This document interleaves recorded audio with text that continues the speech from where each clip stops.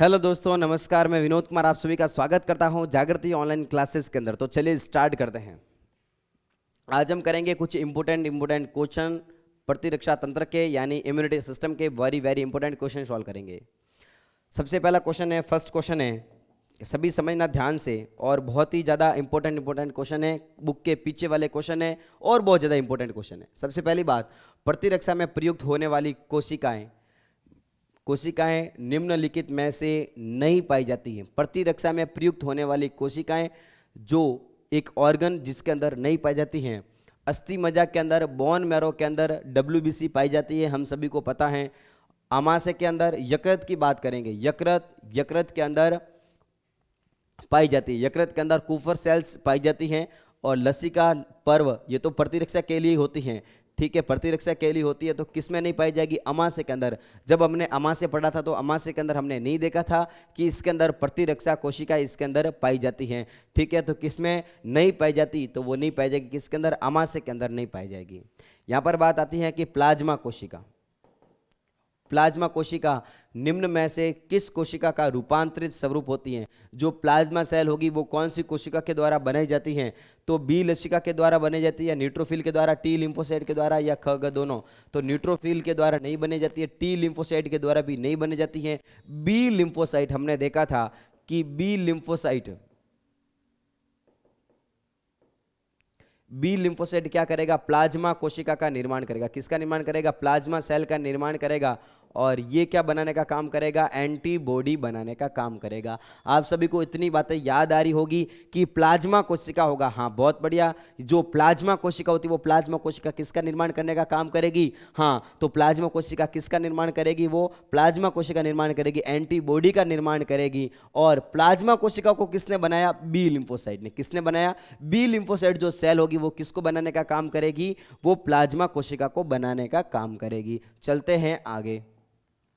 एंटीजनी निर्धारक निम्न में से किस में पाए जाते हैं? वेरी वेरी, देखो ये जो इंपॉर्टेंट पीछे वाले क्वेश्चन दे रखे हैं, बहुत ही शानदार क्वेश्चन दे रखे हैं। अगर ये आप क्वेश्चन भी अगर समझ लोगे अच्छे से तो आपका जो कंसेप्ट है बाकी वाला वो क्या हो जाएगा? तैयार हो जाएगा। क्या हो जाएगा भाई? तैयार हो जाएगा। एंटीजनी निर्धारक निम्न में से किस में पाए जाते हैं? तो बात करेंगे एंटीजन निर्धारक, हमने देखा था, यानी ये हो गया एंटीजन हो गया। और एंटीजन के अंदर ऐसे समझो कि हाथ पाए जाते हैं जो कि एंटीबॉडी से जुड़ने के लिए पाए जाते हैं, जो एंटीबॉडी से जुड़ने के लिए पाए जाते हैं। और जिसके अंदर 6 से 8 क्या होते हैं? इसके अंदर अमीनो एसिड होते हैं।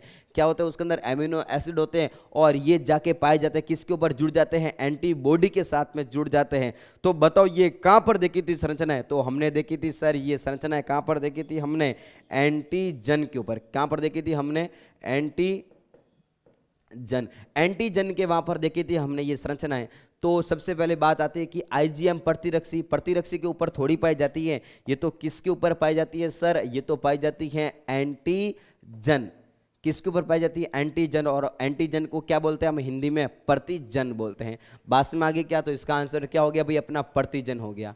प्रथम उत्पादित प्रतिरक्षी कौन सी है? सबसे पहले बनने वाली जो प्रतिरक्षी हमने देखा था, प्रतिरक्षी अलग अलग प्रकार की पाई जाती है, जिसके अंदर सबसे जो पहले बनती है जो प्रतिरक्षी वो कौन सी बनती है? आईजीएम। कौन सी बनती है? आईजीएम। याद करो सभी, सबसे पहले बनने वाली जो एंटीबॉडी होती है, जो सबसे पहले बनने वाली जो प्रतिरक्षी होती है वो कौन सी होती है?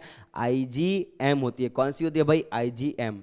चलो ठीक है। माँ के दूध में पाए जाने वाले प्रतिरक्षी हैं, सभी बताएंगे, मैं नहीं बताऊंगा। अब याद करो, सबसे पहले हमने देखा था कि प्रतिरक्षी देखा था हमने 5 प्रकार की, IgM, IgG, IgA, IgD, IgE देखा था हमने। और उसमें बताओ कि माँ के दूध में जो पाई जाने वाली जो प्रतिरक्षी होती है वो कौन सी होती है? हाँ, बहुत बहुत बढ़िया सर, कौन सी होती है इसके अंदर? आईजीए होती है, वो माँ के दूध में पाई जाती है। वेरी वेरी इंपॉर्टेंट, ध्यान देना। ये इस टाइप के क्वेश्चन नीट के अंदर भी ये क्वेश्चन इस टाइप के नीट के अंदर भी पूछे जाते हैं, ठीक है। यानी आईजी जो ए इम्यूनिटी होती है वो किसमें पाई जाती है? माँ के दूध के अंदर पाई जाती है। बहुत बहुत बढ़िया। रक्त में निम्न में से कौन सी कोशिकाएं नहीं पाई जाती हैं? याद करो सभी, हमने ब्लड को पढ़ा था। हमने देखा था किसको? ब्लड को देखा था। जब हमने ब्लड को देखा था तो ब्लड के अंदर क्या पाई जाती है? एक तो पाई जाता है इसके अंदर प्लाज्मा पाई जाता है। क्या पाई जाता है इसके अंदर? प्लाज्मा पाया जाता है। और इसके अंदर क्या पाई जाती है? सेल्स पाई जाती है, कोशिकाएं पाई जाती हैं। कोशिकाएं कौन कौन सी? तो सर कोशिका पाई जाती है इसके अंदर WBC। कौन सी पाई जाती है इसके अंदर सर? कोशिकाएं WBC पाई जाती हैं। और कौन सी पाई जाती हैं सर? इसके अंदर RBC पाई जाती है। और इसके अंदर पाई जाती हैं प्लेटलेट्स पाई जाती हैं। बात समझ में आ रही क्या? तो बात करेंगे इसके अंदर लाल रक्त कणिकाएं। सर सबसे पहले बात की इसने लाल रक्त कणिकाएं, वो होती है क्या सर? बिल्कुल होती है। श्वेत रक्त कणिकाएं होती हैं क्या? बिल्कुल होती हैं। बी लिम्फोसाइट, बी लसिका कोशिका, बिल्कुल होती है भाई। बी लिम्फोसाइट कोशिका, लिम्फोसाइट कोशिका किस में पाई जाएगी? WBC का टाइप है, अगर आपको याद आ रहा है तो। उपकला कोशिका, अरे गलत बात कर दी, उपकला कोशिका इसके अंदर नहीं पाई जाती, बाकी सारी कोशिकाएं रक्त के अंदर पाई जाती। उपकला कोशिका तो ये तो सर एक उत्तक है, यानी ये कहाँ पर होती है? अपनी त्वचा के अंदर होती है, स्किन के अंदर होती है, तो ये खून के अंदर नहीं पाई जाती। बहुत बहुत बढ़िया। अगला क्वेश्चन, ठीक है। रक्त का विभिन्न समूहों का वर्गीकरण किसने किया था? एक भाई साहब थे, एक वैज्ञानिक थे, जिसका नाम था कॉल लैंड स्टीनर। क्या नाम था इसका? Call land Steiner. अरे आपको बात समझ में आ रही होगी। कॉल लैंड स्टीनर ने क्या किया था? रक्त समूह को खोज की थी, रक्त समूह की खोज की थी। तो इसका आंसर क्या हो गया भाई? Call land Steiner. कौन हो गया अपना? Call land Steiner. सर्वदाता रक्त समूह कौन सा है? अरे बहुत बहुत बढ़िया। अब बता दो भाई, जल्दी से बता दो, मैं टिक कर देता हूं। तो जल्दी से बता दिया आप सभी ने। क्या हो गया अपना? रक्त समूह कौन सा हो गया? ओ। कौन सा हो गया? ओ हो गया। वो कैसा होता है अपना? सर्वदाता होता है। कौन सा होता है? सर्वदाता होता है। याद करो, हमने एक ट्रिक देखी थी। ओ को तो AB से मिलना है। क्या हो गया भाई? ओ को AB से मिलना है, चाहे बीच में कौन आ जाए, चाहे बीच में A आ जाए, चाहे बीच में B आ जाए, ओ को AB से मिलना है। अब देखो, ओ किसको दे सकता है सर? AB को दे सकता है। ओ किसको दे सकता है? A को दे सकता है। ओ किसको दे सकता है? B को दे सकता है। बात समझ में आ रही है क्या? तो कहने का मतलब ओ सबको दे सकता है, ओ सबको दे सकता है। कोई ऐसा एक और ब्लड नहीं, जो कोई ऐसा ब्लड ग्रुप नहीं जो सबको दे सकता है सिवाय ओ के। और जो सबको देता है उसको क्या बोला जाता है? सर्वदाता। क्या बोला जाता है? सर्वदाता बोला जाता है। तो बताओ इसमें से सर्वदाता कौन सा हो गया अपना? सर्वदाता कौन सा हो गया भाई? ओ ब्लड ग्रुप हो गया। वो कैसा हो गया? ओ ब्लड ग्रुप हो गया। वो कैसा होगा? सर्वदाता होगा। गर्भ रोगाणु कोरकता, इरिथ्रोब्लास्टोसिस, फोइटोलिसिस, ये क्या होता है? तो भाई याद करो, सभी सभी दिमाग की नसों पे जोर डालेंगे, सभी दिमाग की नसों पे जोर डालेंगे।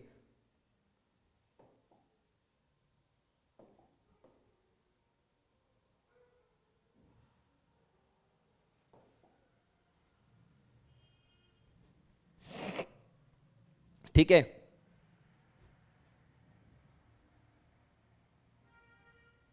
हाँ भाई। रक्ताणु कोरकता, इरिथ्रोब्लास्टोसिस, फोइटोलिसिस क्या होता है?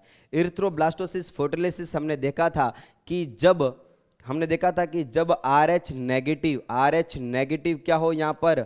माता कैसी हो? RH नेगेटिव हो। माता कैसी हो यहाँ पर? RH नेगेटिव हो। और पुरुष कैसा हो? RH positive.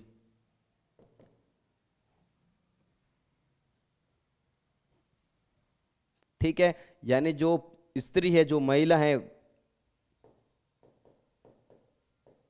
वो कैसी हो? RH पॉजिटिव हो। सभी सुनेंगे, कैसी हो? RH नेगेटिव हो। और जो पुरुष है वो कैसा हो? अगर RH पॉजिटिव हो। अगर इन दोनों की आपस में शादी हो जाए तो लोचा हो जाएगा। जो बच्चा होगा वो बच्चा कैसा हो जाएगा? RH पॉजिटिव पॉजिटिव होगा। प्रथम शिशु तो सक्सेस हो जाएगा, लेकिन जो दूसरा बच्चा होगा, द्वितीय शिशु, वो क्या हो जाएगा? द्वितीय शिशु क्या हो जाएगा? वो मर जाएगा बार बार। ऐसा क्यों हुआ? क्योंकि माता के गर्भ में क्या बन गई थी? RH पॉजिटिव के खिलाफ प्रतिरक्षी बन गई थी। तो देखते हैं, रक्ताणु कोरकता, इरिथ्रोब्लास्टोसिस, फोइटोलिसिस का प्रमुख कारण है शिशु में रक्तदान, शिशु को बच्चे को ब्लड चढ़ाया गया, या फिर ABO बेजोड़, ABO सिस्टम में खराबी होती है क्या, या फिर RH बेजोड़? अरे बहुत बढ़िया। क्या हो जाएगा उसके अंदर? हाँ, RH सिस्टम क्या हो गया? बेजोड़ हो गया। RH के अंदर लफड़ा हो गया था, लोचा हो गया था। तो इसका आंसर क्या हो गया भाई? RH बेजोड़। समजीवी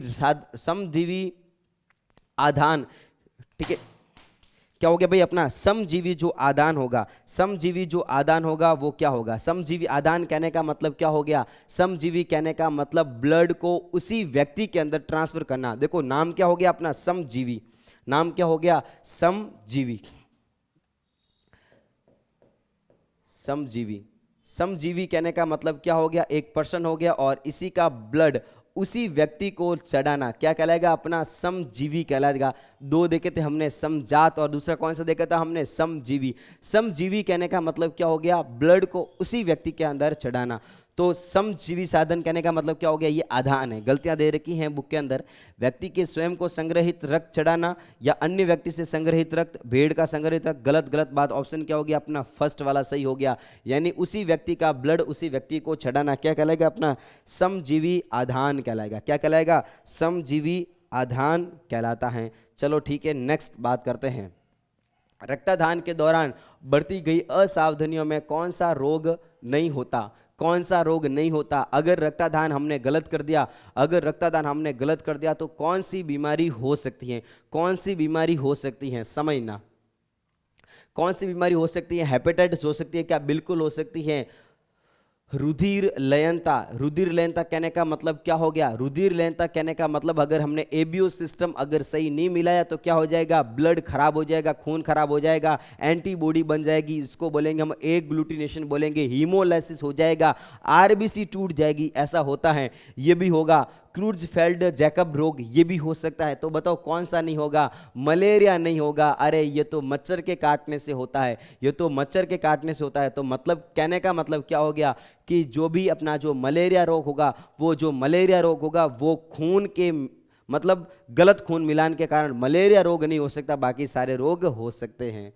बात करेंगे नेक्स्ट रोग की, बात करते हैं। नेक्स्ट रोग की बात करते हैं कि निम्न में से कौन सा रक्त समूह विकल्पियों की समयुग्मजी अप्रभावी क्रिया का परिणाम है। याद करो सभी, अप्रभावी कहने का मतलब आईओ और आईओ हमने बताया था कि दोनों के दोनों कैसे होते हैं, अप्रभावी। कैसे होते हैं, अप्रभावित तो है, लेकिन साथ साथ में कैसे ये समयुग्मजी, कैसे ये समयुग्मजी। तो यहां पर क्या लिखा हुआ, विकल्पी जो अलील होते हैं वो कौन से हैं, समयुग्मजी। ये कौन से हैं भाई, याद करो सभी, समयुग्मजी, समयुग्मजी। लेकिन कैसे हैं भाई, वो अप्रभावी। ऐसा हमने किस में देखा था, रक्त समूह ओ के अंदर देखा था। किस में देखा था, रक्त समूह ओ के अंदर। तो क्या हो गया, रुधिर वर्ग ए के सर गलत बात, बी गलत बात, ओ ए बी ये भी गलत बात। तो आंसर क्या हो गया, इसका आंसर क्या हो गया, ओ रुधिर वर्ग। जो ओ रुधिर वर्ग होगा उनके अंदर क्या होगा, उनके अंदर क्या होगा, ये अप्रभावी अलील की प्रक्रियाएं होती हैं। निम्न में से कौन सा रुधिर वर्ग आनुवांशिकता का अनुप्रयोग नहीं है। निम्न में से कौन सा रुधिर वर्ग की आनुवांशिकता का अनुप्रयोग नहीं है। हमने देखा था ब्लड की इंपॉर्टेंस किसके अंदर, जेनेटिक्स के अंदर इंपॉर्टेंट, उसका आनुवांशिकता के अंदर क्या उपयोग होता है। तो हमने देखा था हीमोफीलिया के इलाज में, बिल्कुल देखा था हमने। और किस में देखा था हमने, मलेरिया के इलाज में। ये तो सर बिल्कुल ही गलत बात है, मलेरिया का इलाज में खून का क्या महत्व हो गया। डेंगू के इलाज में खून का कोई महत्व नहीं होगा। तो इसका जो आंसर है वो कौन सा, प्रयोग नहीं है। तो कौन सा हो गया अपना, ख व ग दोनों, इसका उपयोग नहीं है। मलेरिया के इलाज के अंदर इसका उपयोग नहीं है, डेंगू के इलाज के अंदर इसका उपयोग नहीं है। अरे बात समझ में आ रही है क्या, क्या पूछा क्वेश्चन, क्या बता रहा है कि रक्त की आनुवांशिकता के अंदर उपयोग, रक्त का आनुवांशिकता के अंदर उपयोग। आनुवांशिकता के अंदर उपयोग क्या क्या होता है भाई, सर इनके अंदर पैतृक जनकों का पता लगाने में इसका उपयोग किया जाता है। पैतृक जो जनक होंगे उसका उपयोग पता लगाने में क्या किया जाता है, हीमोफीलिया के इलाज में इसका उपयोग किया जाता है। डेंगू के इलाज में तथा मलेरिया के इलाज में इसका उपयोग नहीं किया जाता है। भारत में अंगदान दिवस कब मनाया जाएगा, अभी अभी देखा था हमने। अंगदान दिवस कब मनाया जाता है सर, अंगदान दिवस 13 अगस्त को मनाया जाएगा। कब मनाया जाएगा, 13 अगस्त को अंगदान दिवस मनाया जाता है। नेक्स्ट क्वेश्चन की बात करेंगे, नेक्स्ट क्वेश्चन की बात करेंगे। भारत में अंगदान करने वाले व्यक्तियों की संख्या कितनी है प्रति 10 लाख में से। अंगदान करने वाले व्यक्तियों की संख्या कितनी होगी प्रति 10 लाख में, कितनी होगी, 0.8। कितनी होगी, 0.8 होगी। अंगदान करने वाले व्यक्तियों की संख्या कितनी होगी, 0.8। कितनी होगी भाई, 0.8। आगे चलते हैं। मास्ट कोशिका पर पाई जाने वाली प्रतिरक्षी का नाम लिखिए। मास्ट कोशिका पर जो प्रतिरक्षी पाई जाती है वो कौन सी पाई जाती है, IgE। कौन सी पाई जाती है, IgE। मास्ट कोशिका ये हमें एलर्जी के समय काम आती है, एलर्जी के समय काम आती है। बात सुनना, मास्ट कोशिका एलर्जी के समय काम आती है और हम जानते हैं कि एलर्जी के समय जो प्रतिरक्षा बनती है वो कौन सी बनती है, अपनी IgE। कौन सी बनती है, IgE बनती है। ठीक है, तो योग्य IgE। रक्त में उपस्थित कौन सी कोशिका गैसों के विनिमय में संलग्न होती है? गैसों के विनिमय में संलग्न होती है कहने का मतलब शरीर के अंदर गैसों का आदान प्रदान करने वाली जो कोशिका होगी वो कौन सी होती है भाई? अपनी RBC। कौन सी होती है? बहुत बहुत बढ़िया, कौन सी होगी भाई? RBC होगी। हाँ। रक्त का वर्गीकरण किस वैज्ञानिक के द्वारा किया गया था? अरे बहुत बढ़िया सर, ये तो बच्चों वाले क्वेश्चन हो गए। किसके द्वारा किया गया था? Call land Steiner. किसके द्वारा हो गया? कॉल लैंड स्टीनर के द्वारा। कॉल लैंड स्टीनर के द्वारा क्या किया गया था? रक्त समूह का क्या किया गया था? वर्गीकरण किया गया था। बात समझ में आ रही क्या सर? एकदम बच्चों वाले क्वेश्चन है, बिल्कुल एकदम ब्रांडेड क्वेश्चन लाइए। सर्वदाता रक्त समूह, अरे सर ये भी बच्चों वाले क्वेश्चन है। तो सर्वदाता रक्त समूह कौन सा हो गया भाई? सर्वदाता कौन सा हो गया? अपना रक्त समूह जो O होगा वो कैसा होगा? सर्वदाता होगा। कैसा होगा? सर्वदाता होगा। बहुत बहुत बढ़िया। किस रक्त समूह में ए व बी दोनों प्रतिजन उपस्थित होते हैं? अरे सर बिल्कुल, हमें तो बच्चे ही समझ लिए, हम 10th क्लास में पढ़ रहे हैं। रक्त समूह जो ए बी होगा उसके अंदर एंटीजन ए भी होगा, एंटीजन बी भी होगा। अरे ठोको, थोड़ा दिमाग को जोड़ डालो। क्या हो गया यहाँ पर? रक्त समूह जो ए हो गया, ए बी है, ए बी जो रक्त समूह होता है उनके अंदर एंटीजन कौन सा होगा? सर यहाँ पर एंटीजन होगा कौन सा? एंटीजन ए बी होगा। और कौन सा होगा? एंटीजन बी भी होगा। बहुत बढ़िया। विश्व के लगभग कितने प्रतिशत व्यक्तियों में रक्त का RH धनात्मक होता है? बात किसकी की है? विश्व की है। बात को समझना, थोड़ी बात को समझना। यहाँ पर हमने बात की थी RH की बात की थी, और RH की बात की थी सबसे पहले भारत की बात की थी। भारत देश की बात करेंगे तो भारत देश के अंदर 97% तो पाए जाते हैं RH पॉजिटिव। कैसे पाए जाते हैं? RH positive. 3% लोग कैसे पाए जाते हैं? RH negative. कैसे पाए जाते हैं? RH नेगेटिव पाए जाते हैं। बात समझ में आ रही है क्या? लेकिन मैं बात करूं, विश्व की बात करूं, तो विश्व के अंदर 85% कैसे पाए जाते हैं? 83%। 85 से 83% कैसे पाए जाते हैं? RH positive. और बचे कुचे होते हैं वो कैसे पाए जाते हैं? RH नेगेटिव पाए जाते हैं। कैसे पाए जाते हैं? RH negative. यानी कितने? 7-8% कैसे पाए जाते हैं? RH negative. और बाकी वाले कुछ का जो ब्लड ग्रुप होगा वो थोड़ा सा अलग प्रकार का होगा। बात समझ में आ रही है क्या? चलो ठीक है, चलते हैं वापिस स्लाइड पे। कौन सा RH कारक सबसे महत्वपूर्ण है? तो कौन सा हो गया? RH D। कौन सा हो गया? RH कारक D होगा, वो कैसा होगा? सबसे महत्वपूर्ण और सबसे अधिक मात्रा के अंदर पाया जाने वाला कौन सा कारक हो गया? अपना RH D हो गया।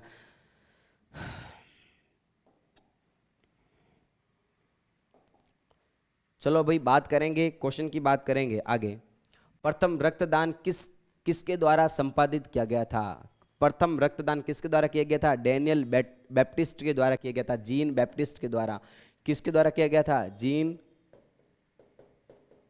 बैप्टिस्ट के द्वारा। याद करो सभी, हमने ब्लड ट्रांसफ्यूजन के अंदर देखा था, जीन बैप्टिस्ट डैनियल के द्वारा किया गया था। प्रथम ब्लड ग्रुप को क्या गया था? ब्लड को डोनेट किया गया था।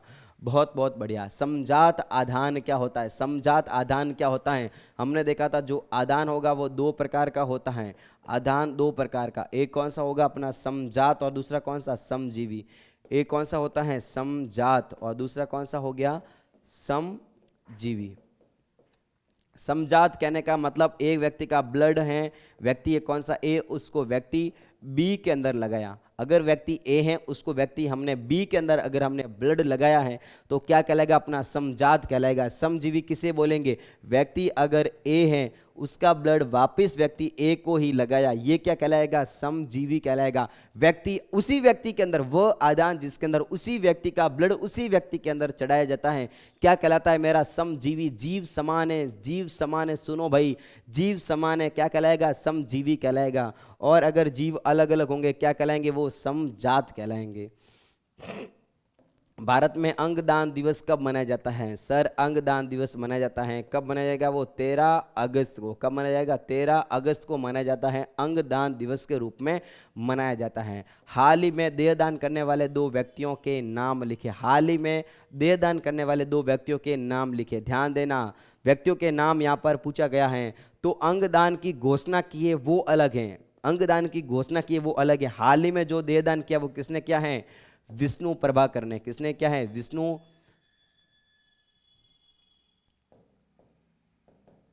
प्रभाकर हो गया, विष्णु प्रभाकर हो गया। और कौन हो गए? नाना देशमुख। नाना नाना देशमुख और कौन हो गए, विष्णु प्रभाकर। और अगर मैं बात करूं यहाँ पर घोषणा की बात की है तो किसने की है, साध्वी ऋतंभरा ने की। और किसने की है, क्रिकेटर गौतम गंभीर ने। किसने की है, क्रिकेटर गौतम गंभीर ने। और किसने की है, साध्वी ऋतंभरा ने, ऋतंभरा ने की। और किसने की है, गौतम गंभीर ने। किसने की है, गौतम गंभीर और साध्वी ऋतंभरा ने क्या किए हैं, साध्वी ऋतंभरा ने क्या की है, यहाँ पर देहदान करने की घोषणा की है। लेकिन जिसने देहदान कर लिया हाल ही के अंदर वो कौन है, विष्णु प्रभाकर और कौन है, नाना देशमुख है। बात समझ में आ गई क्या आप सभी को? तो बहुत ही इंपॉर्टेंट क्वेश्चन है पीछे वाले। चलो ठीक है, अपने क्वेश्चन कंप्लीट हो चुके हैं। और भी जो बड़े बड़े क्वेश्चन हैं उसको आप अगर ध्यान पूर्वक पढ़ोगे तो आपको निश्चित ही वो समझ में आ जाएंगे। ओके, पूरा चैप्टर हो गया अपना कंप्लीट सारा। अपन क्या करेंगे, पूरे क्वेश्चन को एक बार वापस देखेंगे। पीछे वाले जो क्वेश्चन है उसको केवल और केवल सॉल्व करना है। बुक के अंदर, कॉपी के अंदर इसको लिखने की बिल्कुल भी जरूरत नहीं है। नोट्स को आपको ढंग से पढ़ना है, आपको नोट्स को ढंग से पढ़ना है। और आपको आरबीसी की जो बुक है एक बार उसको अच्छे से पढ़ना है। ओके, चैप्टर बहुत ही आसान, बहुत ही इंपॉर्टेंट चैप्टर है। वीडियो को देखने के लिए आप सभी का बहुत बहुत धन्यवाद।